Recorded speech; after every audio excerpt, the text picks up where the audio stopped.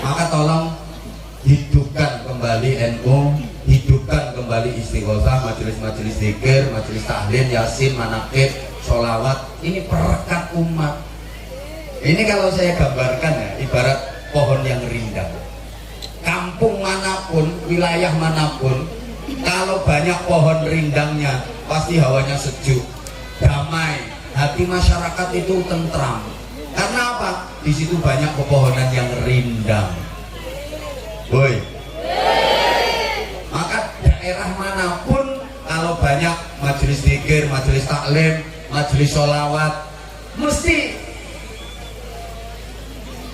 hawanya sejuk, damai.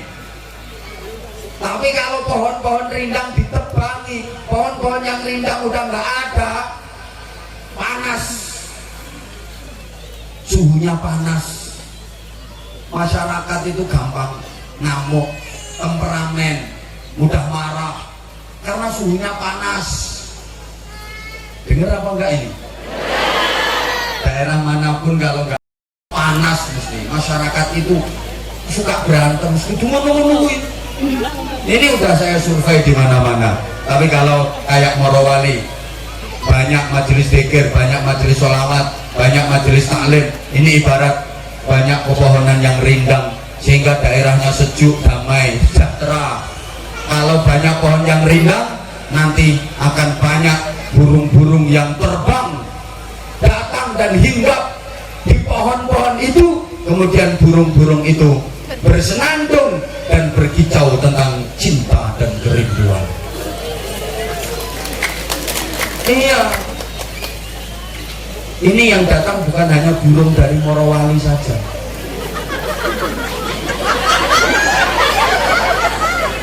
Terus yang gue pikir mano opo, rondo mikir mana. Ini ada burung dari kecamatan-kecamatan lain, bahkan dari luar Kabupaten Morowali pun terbang dan hinggap ke sini, berkicau, bersenandung tentang cinta kepada Allah, rindu kepada Rasulullah. Kayak gini, karena namanya burung itu cari pohon yang rindang, dia akan nyaman berkicau di situ. Bahkan saya jauh dari Bojonegoro, Jawa Timur, terbang karena di sini ada pohon rindang, maka saya hinggap di sini untuk mencari mencari barokah, untuk aku ngerti ini gak berangkat ke Rena itu loh. Coba sekarang kalau pepohonan itu ditebangi, sholawatan dibid'ah-bid'ahkan, majelis-majelis zikir diharamkan, disyirik-syirikan, bubar, itu kayak pepohonan yang ditebangi, akhirnya yang tumbuh ilalang. Kalau yang tumbuh ilalang, nggak akan ada burung yang datang, nggak akan ada burung-burung yang berkicau. Yang datang siapa? Di ilalang. Itu yang datang ya dokter garangan, insinyur luwak, Profesor Uwo, binatang-binatang melata dan binatang-binatang buas yang suka bertengkar, suka berantem, karena di situ nggak ada pohon yang rindang. Paham? Kalau banyak pohon rindang semacam ini, burung-burung berkicau, bersenandung, dan burung itu jiwanya luar biasa. Maka yang hadir di sini adalah manusia-manusia yang jiwanya seperti burung, nggak suka bertengkar, damai. Sama tahu ngerti ya, burung tawuran. Woi, sama tahu ngerti ya, burung tukaran, burung tawuran? Nggak ada, karena burung itu hidupnya di cakrawala. Cakrawala yang begitu luas, terbentang. Terlalu naif kalau hanya dibikin untuk tukaran. Cakrawala ini luas, ngapain aku harus berantem, ngapain aku harus bentrok. Kalau aku nggak diterima hinggap di pohon ini, aku akan terbang, pindah dan hinggap di pohon yang lain. Di situ aku nggak diterima, aku akan terbang, hinggap ke pohon yang lain. Aku akan mencari ruang yang lain. Yang penting aku tidak melukai hati saudaraku. Itu burung. Eneng partai ini ora keterima, pindah partai ini kuwi. Nggak monggo, yang penting jangan melukai NU, jangan menyakiti NU. Ini loh rumahnya. Rumah wong partai-partai ini. Ya macam-macam tak cabut rekommu. Ya, betul. Dikira aku nggak bisa nyabut rekom, tak lapornya neng PB, cabut rekommu selesai. Tak selidiki partainya apa, saya sama ketua umum partai itu akrab semua kok.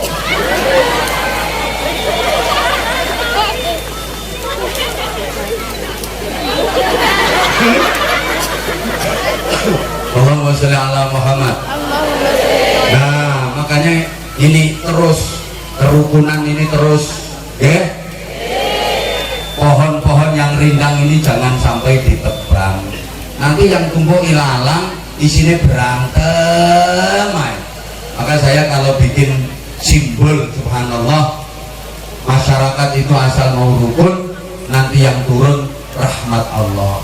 Apalagi kita hidup di wilayah negara kesatuan Republik Indonesia ini yang menjadi percontohan dunia. Ketahuilah Bapak Ibu para jamaah, dalam hal kerukunan hidup gotong royong, hidup bersama dalam keberagaman, bisa berdampingan, saling menghormati, saling menghargai. Indonesia ini udah luar biasa. Banyak negara-negara luar yang berguru ke Indonesia terkait kerukunan, keharmonisan hidup bernegara. Bayangkan negara Timur Tengah yang mayoritas satu agama dalam satu negara, itu aja berantem terus, gegeran, cekcok, bahkan perang saudara. Indonesia banyak etnis, banyak suku, banyak budaya, banyak rasnya, bahkan macam-macam agama juga ada di Indonesia, tapi bisa hidup guyup rukun, diikat oleh satu jargon yang dicengkeram oleh kaki dari burung Garuda. Tulisannya apa? Bhinneka Tunggal Ika. Itu aslinya yang bikin orang Madura. Bhinneka Tunggal Ika. Berbeda-beda tapi tetap satu. Coba, Indonesia ini ada 17.000 lebih suku, bahasa daerahnya 700 sekian bahasa, tapi kok bisa guyub rukun, tidak terjadi perpecahan. Subhanallah, ini jasa dari para pendiri dan perintis negeri ini. Ini luar biasa loh. Oi, oi. Nah, kewajiban kita setelah nikmat kemerdekaan ya menjaga keutuhan negara kesatuan Republik Indonesia. Kita berjuang mengisi kemerdekaan sesuai dengan profesi masing-masing. Ibu bapak, Islam sendiri mengakui ibadah yang bernilai jihad yang besar pahalanya itu sesuai profesi. Halo? Dilanjut nggak?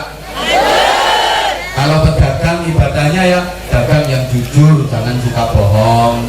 Kalau ASN ibadahnya apa? Ya yang produktif, aktif, jangan sampai makan gaji buta. Yang polisi ibadahnya apa?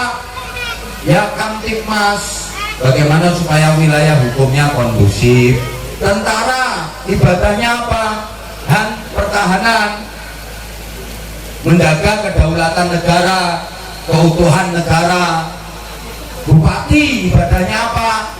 Kebijakan yang berpihak kepada rakyat, mementingkan rakyat melalui tanda tangan dan stempel, tanda cetok. Nah itu pokoknya kalau ada Pak Bupati ini proposal, mohon tanda tangan Pak Bupati, minta rekom. Nggak usah banyak pertanyaan. Oh pesantren, nggak pesantren, di sini tanda tangan, ada stempel, cetok gitu. Insya Allah barokah jabatannya. Pak Bupati ini mau bangun masjid ini, minta tanda tangan. Sini. Oh tanda cetok gitu. Kalau perlu, Bapak Bupati ini kita mau mengajukan proposal untuk membangun pesantren. Oh berapa anggarannya yang diajukan? Ya ini ada 1,5 M. Nggak cukup. Sekarang semuanya mahal. Masa bangun pesantren anggaran cuma 1,5 nggak cukup, ya udah yang 2M tak tambahin. Nah, berat. Kalau mau seperti itu, insya Allah Pak Bupati bangkrut. Tidak bangkrut kok, ya nyonyor. Memang gajinya berapa? Terus duit pribadinya berapa? Pakai itu, apa tugasnya Bupati cuma urusan proposal. Ini aja kadang masyarakat udah protes. Dulu waktu kampanye janjinya ini, sekarang nyatanya belum. Padahal ini kalau Pak milih kemudian ya. Itu buat orangnya yang dulu nggak milih Bapak itu, nah itu orangnya. Tuh, pakai kerudung hitam, kuning sama merah itu dulu nggak milih Bapak. Wilayah Morowali itu luas. Kalau baru 3 tahun perjalanan langsung merubah Morowali menjadi lebih baik. Dipikir bangun Morowali yang begitu luas kayak goreng rempeyek di Morowali, ya bertahap. Maka kalau baru periode pertama ini berat-beratnya perjuangan. Beliau memperjuangkan nasib petani sawit, beliau memperjuangkan bagaimana supaya warga transmigrasi itu akses jalannya bagus, bagaimana harga sawit bisa stabil. Dari segi perekonomian, belum lagi terkait kerukunan, berat. Maka kalau cuma 1 periode nggak cukup membangun Morowali yang begini luas. Paling tidak beri kesempatan beliau untuk periode kedua, itu tambahin. Ini mahal loh, ini mahal. Nah gitu perjuangannya, yang ibadahnya yang melalui kebijakan. Ya jangan sampai jadi bupati kok, Bapak ini proposal mau bangun pesantren, berapa anggarannya? Ya 2M Bapak, ya enggak apa-apa, tak tanda tangani, tak stempel, tapi nanti kalau cair bagianku 30%. Nyonyor bupati kayak gitu. Nah kalau sampai kayak gitu, naudzubillah min. Nah kalau kiai ibadahnya ya yang ngaji, ngajar ngaji, intisarul ilmi, zikir, wiridan, ya Allah ya Rahman, ya Allah ya Rahim, ya Allah ya Hafid, ya Hafid, ya Hafid, ya Latif, ya Latif, ya Latif, ya Hafid, ya Nasir, ya Hafid, ya Nasir, ya Sami'u ya Basir, ya Sami'u ya Basir. Terus lama-lama ya dana, ya dana, ya dana, ya dana, ya dana, ya dana, ya dana, ya dana, ya dana. Bangun masjid semuanya habis, ya dana, ya dana, ya dana. Makanya harus ada yang berjuang melalui jalur partai, harus ada. Tapi sekali lagi niatnya harus ditata dengan baik. Kalau untuk kemaslahatan NU monggo, tapi kalau untuk kepentingan pribadi tolong mundur dari NU, apalagi dari pengurus di sini. Nah, dan kalau tangan ini jadi pengen tapi ra untuk kesempatan dan mangkel ben. Saya ngomong di mana-mana ya kayak gini, paling resikonya cuma satu, nggak diundang lagi. Nggak masalah, nyari tempat yang lain seluas Indonesia. Saya prinsipnya kayak burung, di sini nggak diterima, hinggap ke tempat lain, aku berjuang di daerah lain. Indonesia nggak cuma Morowali kok.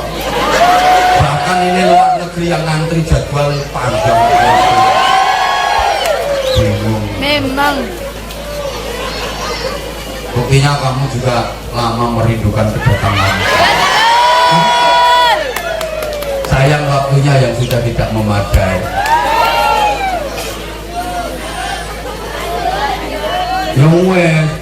Jadi kalau saya gambarkan itu ya kayak 5 jari.